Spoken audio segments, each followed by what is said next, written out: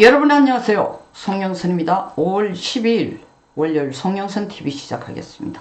이미 지난 얘기입니다. 그러나 사실은 밖으로 공개되지 않는 정말 심장을 쫄깃쫄깃하게 한, 좋게 표현해서 쫄깃쫄깃이지만 죽다가 살아난 이 김문수 대통령 후보 자격 박탈에서 회복까지에 일어난 그 막전막후의 배경과 실전에서 있었던 일을 저는 그 현장에서 경험한 사람으로서 그 얘기에 대해서 잠깐 여러분들과 함께 공유하고자 합니다. 한덕수, 김문수 두 후보 간에 단일화를 위한 담판이 두 차례나 당사자 간에 있었습니다. 그런데 말은 단일화지만 세상천지가 다 알다시피 당에서의 분위기는 압도적이 아니라 그냥 일방적으로 전체적으로 강압적으로 한덕수에게 김문수 너 후보 양보하고 내려가. 그러니까 내가 여러 번 비교를 했습니다만 내 돈으로 4시간 내에서 서울역에 가서 기차표를 끊어가 주어진 좌석에 앉아있는데 앉자마자 성문이 와서 내 어깨를 두드리면서 옆에 사람을 하나 데려와서 내 어깨를 두드리면서 이 무임승차하신 분한테 당신 자리를 양보하시오. 일어나시오. 그리고 일어나서 당신은 다음 칸에 가든지 차에서 내리시오 하는 꼴과 같은 것을 단일화로 포장을 해가지고 내보내면서 노골적으로 자리 비켜, 단일화를 다른 말로 하면 후보 교체도 아니고 자리 비켜였습니다. 그런 상황에서 1차, 2차 껍데기로 보이는 거로 껍데기로 보일 수밖에 없죠. 이 김문수는 한 발도 안 물러서려고 하니까 저쪽에서는 김문수를 예를 들자면 시간 지연이니 약속을 어기니 배신자는 막 몰아붙이니까 김문수 후보도 일단 단일화 협상에 자리에 나가야 됩니다. 말은 단일화였지만 자리 비켜라고 강압하는 자리에 나가서 사람들에게, 국민들에게, 당원들에게 보여줘야 돼요. 내가 이걸 배신하는 것도 아니고 약속을 어기는 것도 아니고 시간 지체하기 위한 것도 아니고 내 진심은 단일하다라는 걸 보여주기 위해서 나갔지만 두 차례 두 사람 간의 이 단일화의 협상은 말이 협상이지 그냥 허공에서 빙빙 도는 각자의 자기 입장만 내세우는 그런 자리였습니다. 그런데 이제 5월 10일과 5월 11일 이틀간의 이 후보 등록을 해야 되니까 당 지도부가 너무너무 초조해진 겁니다. 이전에 단일화가 돼야, 자기들은 단일화가 돼야 한덕수를 후보로 만들어서 등록을 해줄 수 있는데 그게 단일화든 바꿔치기든 구태타든 자, 두 차례의 당사자 간의 협상을 거치고 나니까 우리 김문수 캠프에서는 이거 지금 법적으로 그리고 공당이 그리고 전당대회라는 걸 통해서 국민과 당원의 뜻을 다 받아가지고 김문수가 대통령 후보가 됐는데도 이 지위를 지금 자꾸 박탈하려고 하니까 가처분 신청을 낸 겁니다. 대통령 후보 지위에 대해서 가처분 신청을 낸 겁니다. 그랬더니 남부지법에 냈습니다. 그러니까 남부지법에서 담당 판사가 이 가처분에 대해서 기각으로 했습니다. 인용이 아닌 기각이에요. 이걸 모르는, 법에 대해서 잘 모르는 사람이에요. 기각이 됐다라는 얘기는 김문수 대통령 후보 지위에 대해서 기각이 됐다라는 얘기를 들으면 사람들은 가처분 신청을 냈는데 기각됐다는 소리를 듣고 이건 김문수가 인용이 된 게 아니고 기각이 됐으니까 김문수가 더 이상 대통령 후보 아니다라고 이 판사가 빵빵빵 방맹이를 두드려 준 거구나.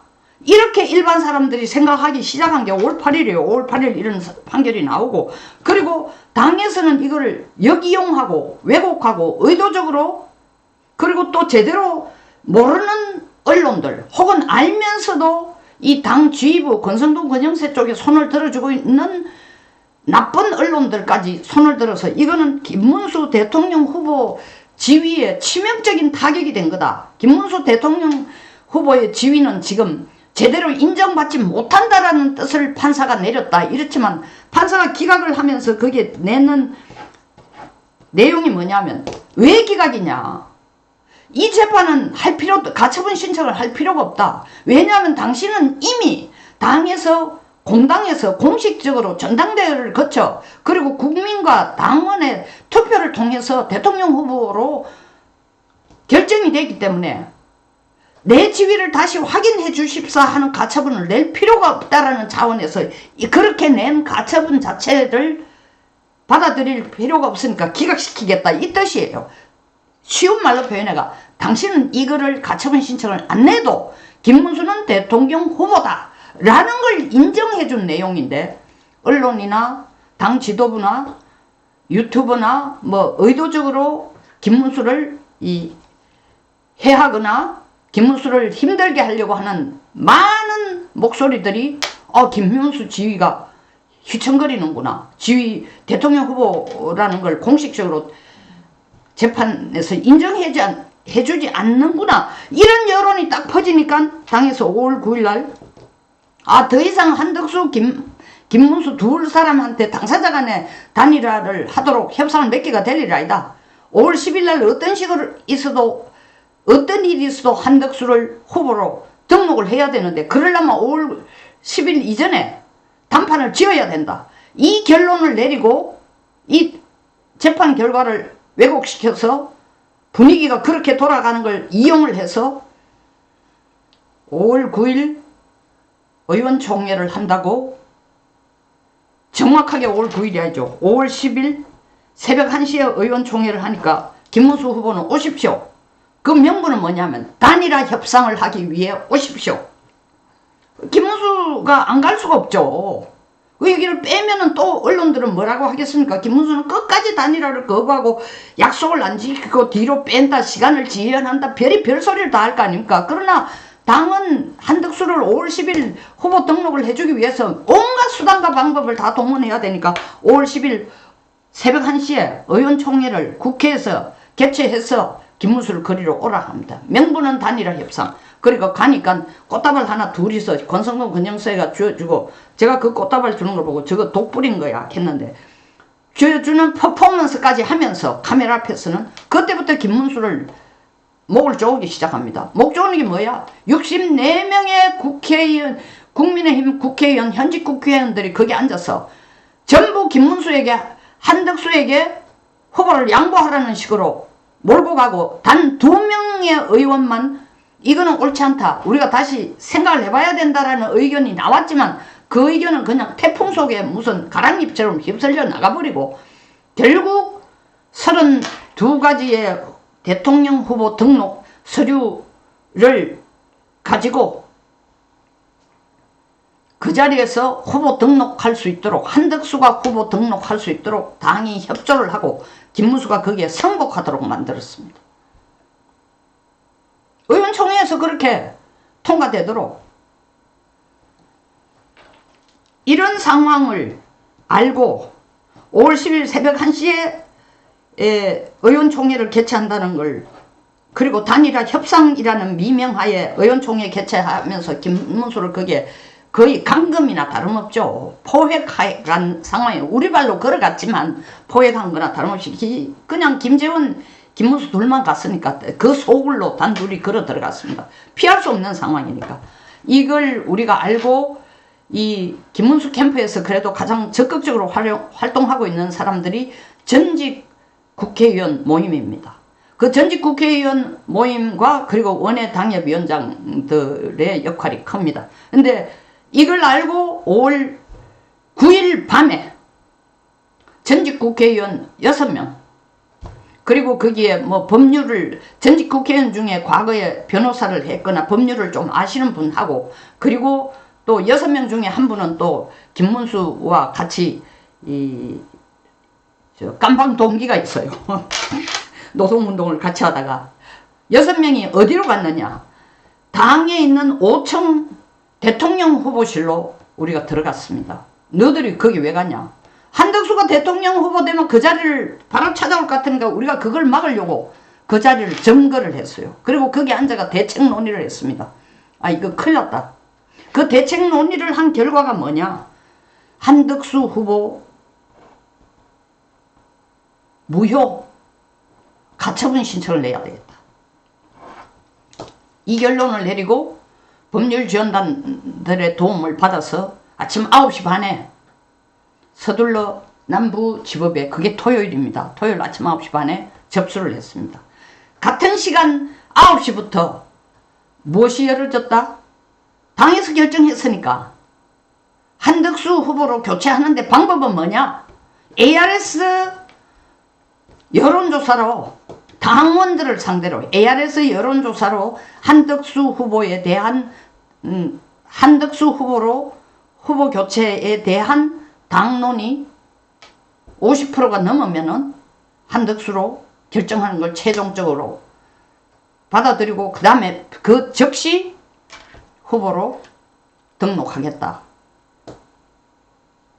이런 걸 의원총회에서 64명이 앉아가지고 찬성을 했으니까 그 실천 방안을 자기들의 뭐 합법적인 방법을 거쳤다라는 증거로, 그게 ARS죠. ARS 여론조사죠. 9시부터 밤 9시까지 여론조사가 돌고, 한편에서는 당에서는 여론조사를 돌립니다. 12시간. 그리고 김문수 캠프에서는 가처분 신청만 내고, 우리는 기다릴 데가 없으니까 기다리고 앉았어요. 피를 말리는 시간입니다. 두 개가 동시에 이루어져요. 그리고 우리는 가처분 신청해서 인용을 받으면은 한덕수 후보가 무효가 되는 거고, 그리고 또 여론조사에서 한덕수에 대한 후보 교체에 대해 찬성이 50%가 안 되면은 우리가 또 김문수 후보가 후보 자격을 즉시 회복하는 거고, 두 가지 다를 기다리고 있었습니다. 피를 말리는 시간이에요. 피를 말리는 시간. 네. 이 사건을 누가 맡았냐? 다시 남부지법 판사인데, 이 판사가 앞에 제가 말하는 김문수의 대통령 지위 확보에 대한 가처분 신청을 기각한 같은 판사가 이번에는 한덕수 후보의 한덕수로 대통령 후보를 교체한 것을 무효화해달라는 우리 측의 가처분 신청을 다시 같은 판사가 맡아가지고 담당하게 되었습니다. 그래서 한편으로는 여론조사가 돌아가는데, 한편으로는 이 지금 가처분 신청에 대한 심리가 시작이 된 거예요. 이게 저도 처음 알았는데, 대통령 선거 기간 동안 워낙 중요하기 때문에 주말이고 뭐고 없이 24시간 풀 가동을 한답니다, 법원이. 그래서 아침 9시 반에 접수가 됐는데, 거기서 바로 연락이 5시에 와서 이 가처분을 낸 데 대해서 심리를 할 테니까 변론을 하라. 그래서 김문수 후보가 직접 뭐 변호사들 대동해서 가서 5시부터 6시 20분 1시간 20분 동안 변론을 했습니다. 아주 정확하게 잘했습니다. 그리고 상당히 희망적이었어요. 아, 이거 가처분이 인용이 되겠구나. 다른 말로 쉽게 표현하면 한덕수 후보로 교체하는 것이 부결되겠구나. 그걸 기다리고 있는 상황에서 여론조사는 밤 9시까지 돌아가고 있고, 여기에서는 심리는 끝냈지만 뭐 심리한 후에 판결문이 나와야 될 거 아닙니까? 결정문, 가처분에서는 판결문이 안 하고 결정문이라고 한답니다. 결정문이 나와야 되는데 그 결정문 쓰는데도 몇 시간 걸린다 그러더라고요. 그게 여론조사 결과 뚜껑을 여는 거하고 결정문 나오는 시간이 거의 비슷하니까 우리는 그냥 하나님한테 기도만 하는 겁니다. 둘 중에 하나라도 확실하게 좀 해주십시오. 근데 어째 당에서 남부지법에서 이 결정문이 가처분 인용, 다시 말하면 한덕수 후보는 후보로서의 무효라는 쪽으로 인용이 날 거라는 것을 당에서 먼저 정보를 확보를 한 것 같아요. 그 확보했다라는 것은 여론조사를 까는 데에 이제는 사기를 할 수 없죠. 부정을 할 수 없죠. 숫자 조작할 수 없죠. 이미 한덕수는 후보가 아니다라고 판사가 결정을 해가지고 이 결정문을 내리려고 하는데, 여론조사 나온 결과가 한덕수가 우세 같으면 또 이야기가 더 복잡해졌을지도 모릅니다. 좀 더 구질구질하지만. 그런데 여론조사를 까보니까 한덕수 후보를 교체하는 것에 대한 반대 여론이 더 높았습니다. 그러니까 당에서 깨끗하게 승복을 한 거예요. 뭐 자기들이 신사라서 그런 게 아니고 거기에서 숫자를 조작하거나 여론조사 결과를 조작하면 깜빡하는 거죠. 끝나는 거죠. 왜냐하면 한덕수 후보는 더 이상 후보가 아니다 라고 법원에서 판결문을 냈는데도 꾸역꾸역 숫자를 조작해가지고 한덕수 후보가 이 여론조사에서 그것도 조작까지 해가지고 발표를 조작해가 발표해가지고 했으니까 어쩌고 저쩌고 하면은 자기들도 또 다시 뭐 김문수 후보에 대해서 후보 무효라는 가처분을 내야 되고 막 엉망진창이 되고 그러다 보면 한덕수도 등록을 할 수 없고 김문수도 후보 등록 못하고 국힘은 후보 등록조차도 아주 못하는 진짜 희대의 사건이 벌어질 것 같으니까 전 국민을 분노하게 할 일이 생길 것 같으니까 깨끗하게 승복을 한 겁니다. 이 얘기를 왜 하느냐.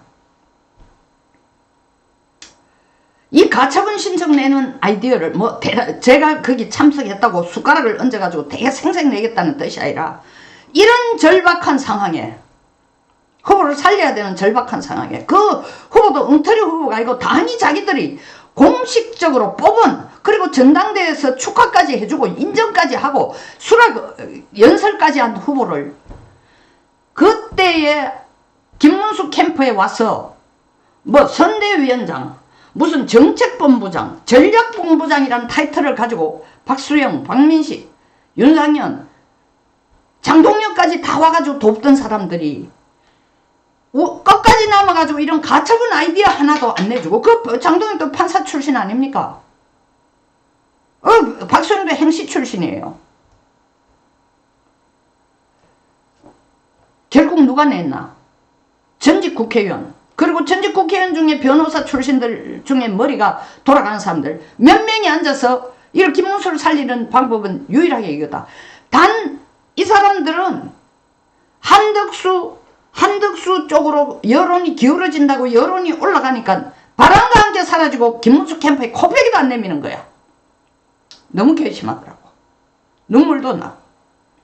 우리가 그 아이디어를 내가 가처분을 냈는 게 당에 엄청난 가처분 신청 낸 게 당 지휘부에 엄청난 압력이 됐습니다. 그리고 동시에 여론조사가 아침 9시부터 밤 9시까지인데 이게 주말 오전이니까 사람들 머릿속에는 이틀 전에 김문수 후보가 가처분 신청을 낸 거 다시 말하면 나는 대통령 후보이니까 이 지위를 다시 인정해 주십시오 하고 가처분을 신청 낸 게 기각으로 됐으니까 사람들 머릿속에 김문수 후보가 지금 법원에서 이게 기각이 됐다 하는 거 보니까 뭔지 모르지만 냈는데 김문수한테 기각이라 했으니까 이건 김문수한테 불리한 거 아니야? 근데 당에서도 또 그걸 의도적으로 왜곡하고 뭐 진짜 알면서 모르면서 김문수한테 불리한 쪽으로 분위기를 몰아가고 그 불리한 쪽으로 여론이 돌아가는 것을 이용을 해가지고 새벽에